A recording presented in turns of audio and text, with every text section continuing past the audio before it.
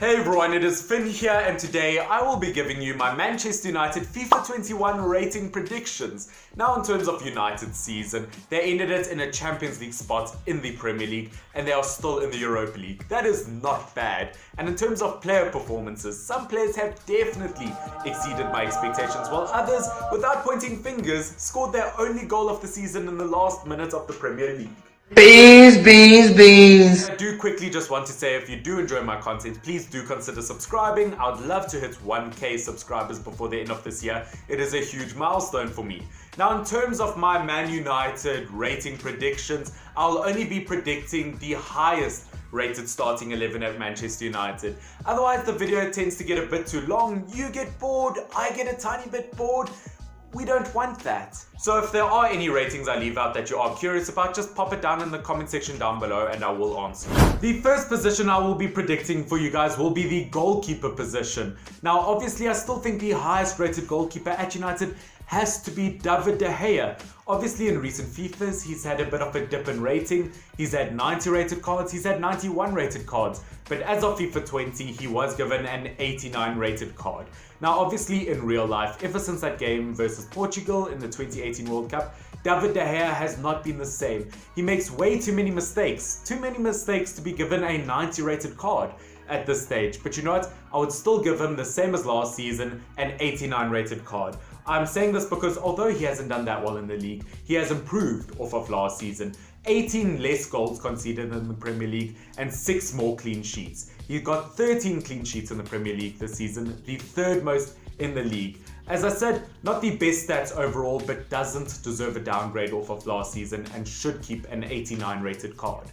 We move on to our first defender, and it is going to be Aaron Wan-Bissaka in the right back position. Aaron Wan-Bissaka was given a 79 rated card in the beginning of FIFA 20, which I don't know how FIFA got away with that. While playing for Crystal Palace the season before, he had some of the best defensive stats throughout the entirety of European football. So the fact that he didn't even start FIFA 20 on an 80 rated card is an absolute crime. Now, in my opinion, Aaron Wan-Bissaka is one of the best fullbacks in the world, especially for his defensive work. Once again, as someone who watches him week in, week out, he is unstoppable in one-on-ones. He gives absolutely everything for his defensive work rate.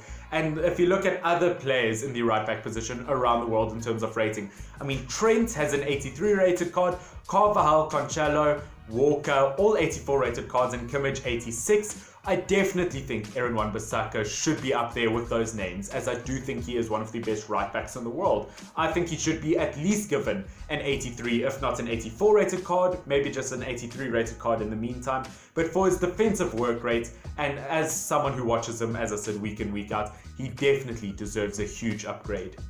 The second defender I have for you guys and the first centre back is going to be Victor Lindelof. Now, last season he was given an 81 rated card, but in FIFA 21 I think he should be given an 82 rated card.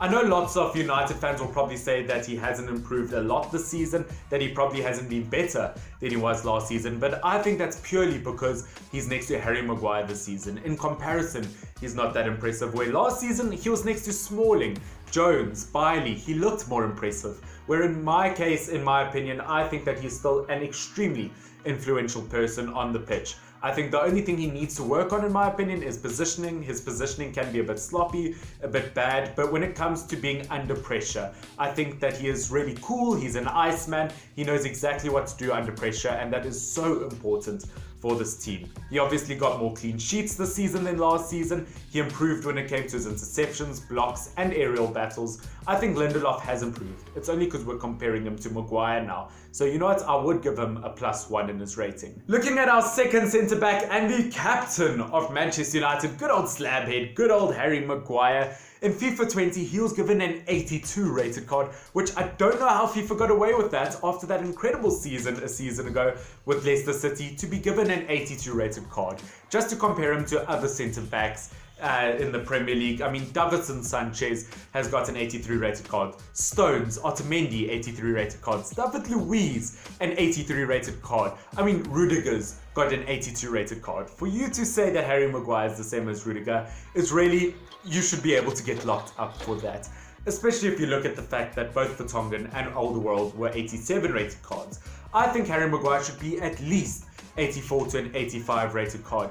I'm not saying he's anywhere near the likes of Virgil van Dijk. Obviously, Virgil van Dijk deserves to be a 90 rated card at least, but you know, at least an 85 for Harry Maguire. Especially if you look at the fact that defensively this season, although it might not look like it, he has improved in every single way defensively. Along with that, his passing accuracy has improved and he has been dispossessed less this season. I think there's just a lot of pressure under Harry Maguire just because the fact that he's now the world's most expensive centre back. I do feel somewhat sorry for him because there's a lot to carry with that, but you know what, it's not his fault. That's just because Manchester United don't know how to spend money, so-called run by businessmen. The last defender I have for you guys will obviously be in the left back position. Now obviously Brandon Williams has improved so much. I say improved, no one knew who he was last season, but you know what? My main left back still has to be the likes of Luke Shaw. To me, when Luke Shaw is fit, he is so incredibly reliable and you almost always get a good performance out of him. I've said this many times before, on his day, he is easily our best defender. It is just a pity that he does struggle through injury, but I mean, last season he had an incredible season and was our player of the season at Manchester United. But unfortunately this season he did suffer once again through injury, and that's purely because he did get a huge, obviously, leg injury early on in his career, and he will just always struggle through fitness. But you know what, he has really adapted his style of play, and I find that Luke Shaw, when he is fit, is the perfect modern day fullback. He has really adapted his style of play, he makes more runs, and he is actually almost always visible for Manchester United. He makes incredible runs and he creates incredible chances. He did well in the FA Cup this season, but unfortunately because of injury, I can't give him a rating upgrade. I'll give him his 81 rated card once again because I don't think it's fair to downgrade him. But Luke Shaw, once again, a very consistent player in my eyes. Hey everyone, before the video continues, I just want to quickly tell you guys that I am going to start live streaming on Twitch from today. FK Football is my Twitch account where I will be live streaming my Manchester United FIFA Career Mode series. So if you don't want to miss me live, please check me out there and enjoy the rest of this video. Now that we are finished with the defenders, we go into the midfield position. Now the first midfielder I will be talking about is Scott McTominay, who went into FIFA 20 with a 77 rated card. I'm not sure how FIFA got away with that. He should have at least been an 80 rated card in my opinion. But looking at Scott McTominay this season, last season he only got 16 appearances in the Premier League, where this season he got 27. I think he has improved so much and he's got an incredible work rate. Whether the ball is upfield for attack or back in defense, Scott McTominay is always visible doing his part. And I've said this many times before, but if he continues his career in this fashion and if he keeps improving in this way, I can definitely see him being like the next Michael Carrick if he stays in the first team. Once again, just like Michael Carrick, not the most glorious midfielder, not the best midfielder of all time, but a very reliable player on the pitch and a very consistent player, and I think that's what Scott McTominay is. Incredible work rate, he got 4 goals and 1 assist this season.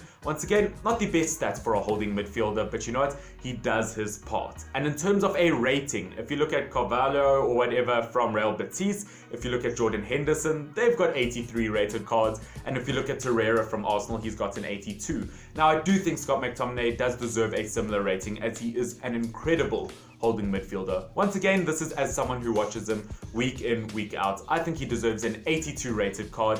And in terms of him being the highest holding midfielder in that position, I could easily see Fred and Matic gets 82 rated cards as well. We move on to our second holding midfielder in this list, and it is going to be Paul Pogba, who did go into FIFA 20 with an 88 rated card. Unfortunately, I do think he should be downgraded to an 87 rated card, and frankly, I wouldn't be surprised if he went down to an 86 rated card.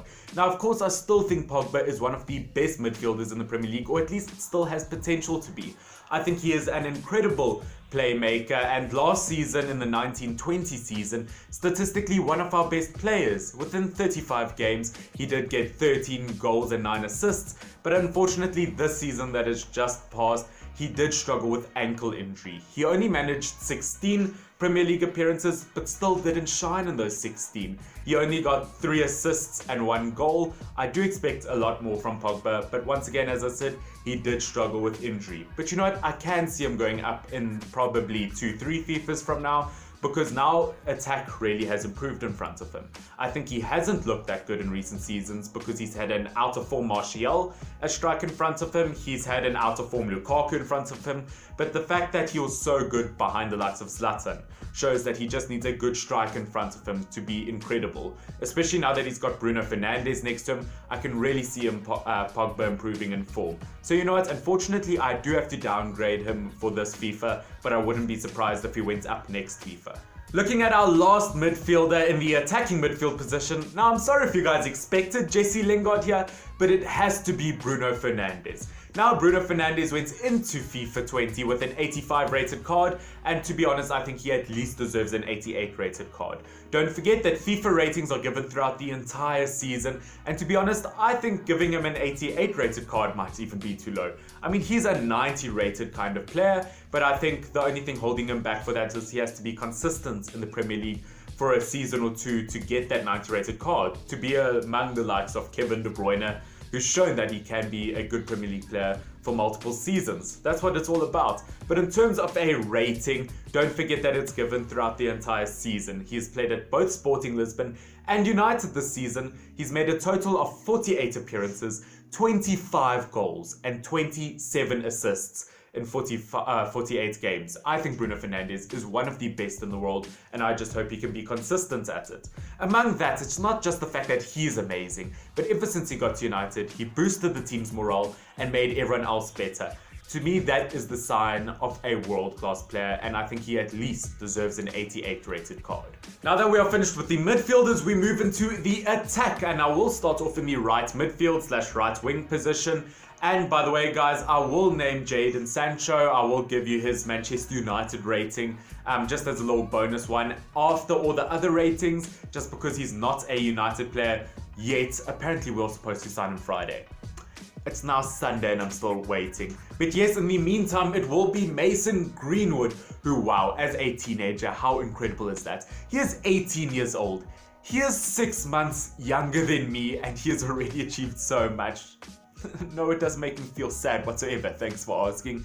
But Mason Greenwood, statistically as a teenager, is up there with the likes of Wayne Rooney, George Best, some of the best attackers in Manchester United history, and I really think that he could be one of the best strikers in the world one day. I mean, considering he's playing out of position, within 49 games this season, he scored 19 goals. I think he is only on the rise, 67 rated in the beginning of FIFA 20. Seems so criminal now. I've said that quite a few times, but you can't imagine him ever being that low.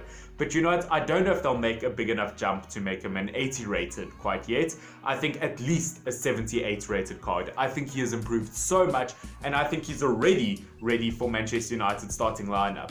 And you know what? It's quite weird statistically to compare him to the likes of Lacazette, Firmino, other centre forwards who are 86, 87 rated players, to think that Greenwood is already among the likes of them, the way he performed this season. I genuinely think within the next 3-4 years, Mason Greenwood could at least be an 85 or 86 rated card. He looks so incredible, and I'm so excited for his future. Now in the striker position, it will be the likes of Anthony Martial, which obviously you guys saw what rating I gave him. It is in the thumbnail. But in FIFA 20, he was given an 83 rated card in the left wing position, which now he has converted to striker. So obviously I have changed the position to striker, and I think he deserves an 85 rated card. He had an incredible season for Manchester United. He had about 2 or 3 informs. He got a Europa League man of the match. He will definitely get a major upgrade. And in all competitions, he did get 23 goals and 11 assists. I think Martial has improved so much, especially with his back facing towards the goal. He really has controlled the ball a bit more. And you know what? I'll say this, ever since he got to United, I don't know if I backed him that much, but this season, he has proven that he can be United's #1 striker. The last attacker and last player in this United starting 11 I have for you guys will be the likes of Marcus Rashford, who has done so much this season, both on and off the pitch. Obviously, he did go into this FIFA with an 83 rated striker card, which I think that he obviously will be converted to a left midfielder card or a left wing card, and he should at least be given an 86 rated card. I think he has improved so much. In all competitions as a winger, he did get 22 goals and 10 assists. And this is ignoring the fact that he was injured for about 2 or 3 months with a spine injury. I think that Marcus Rashford really stepped up to the plate this season and really did exceed my expectations. He of course did get a Team of the Season so far card, which I also think will definitely help. And considering the fact that he got 2 less Premier League appearances this season, he got 7 more goals. I do think Marcus Rashford has really improved for United, and I think that he has shown that he could be the future of Manchester United. So guys, this is my Manchester United team, and as I did say, I will just say what I do think Jadon Sancho's rating would be at United, which by the way, if he ends up moving at United, which once again, as I said, was supposed to be announced on Friday, it is now Sunday and we are still waiting. But you know what, I think the way Jadon Sancho has played this season, look, more than 20 goals and 20 assists in the Bundesliga. I mean, a player like that has to at least be an 87 rated card, and if he moves to a Premier League team, I could easily see it being 87 or even 88. I think that he should at least be, you know, subpar rating wise with Bernardo Silva, if not even higher. But guys, those are all of my ratings. I hope you have enjoyed them. Once again, if you are new to my channel, please do consider subscribing. I would really appreciate it, and don't forget to catch me live on Twitch, FK Football. But guys, I do love and appreciate every single one of you. Check out those videos on the side. But guys, have a great day. This has been Finn, FYNN. Cheers.